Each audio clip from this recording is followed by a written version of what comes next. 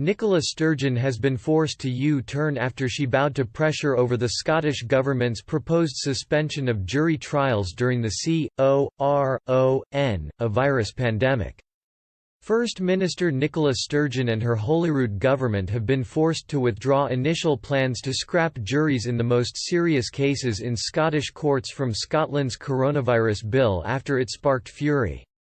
Proposals to suspend jury trials proved controversial with opposition parties and members of the legal profession following the publication of the Coronavirus Scotland bill on Tuesday.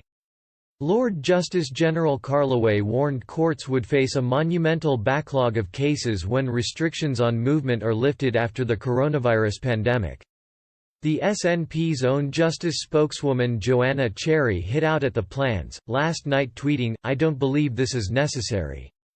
Trials being delayed is enough. This is the obvious compromise."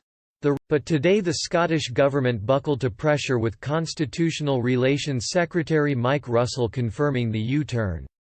He said another bill will be brought before Holyrood to address necessary changes to the justice system during the pandemic.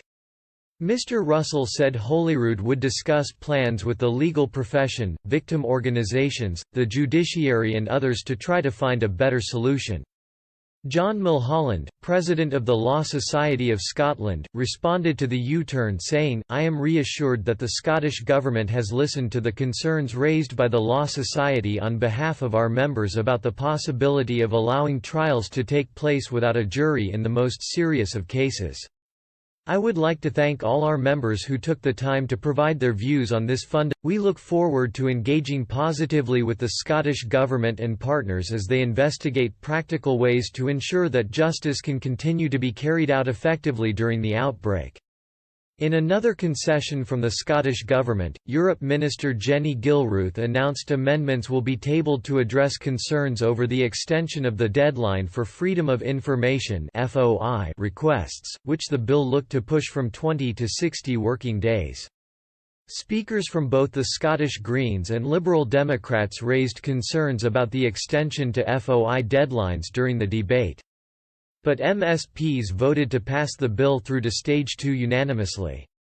Mr. Russell also stressed the temporary nature of the measures, which can only be legally enforced for the next 18 months, a term that would include the need for Parliament to agree to 2 separate 6-month extensions.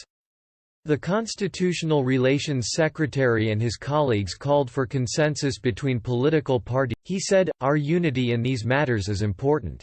We need to work together if we are to defeat the greatest challenge we have faced as a nation for many generations. Unity is worth working for, no matter how hard it is." Justice Secretary Humza Yousaf echoed Mr. Russell's call for cooperation, telling MSPs, "This is not a time to be bullish, not a time for egos, not a time for petty partisanship." Conservative MSP Murdo Fraser pushed for a committee to be established to monitor the use of the powers in the legislation. He said, "One of the areas in which this legislation could be strengthened is looking at the need for regular reporting by ministers and how Parliament can hold government to account for the extraordinary powers. We believe there is a case for a new committee of Parliament to be formed to look specifically at the powers of this bill. Particularly important when the normal business of committees in this Parliament may not be continuing in the coming weeks, and I am pleased that the Cabinet Secretary signalled earlier that the government is open to this."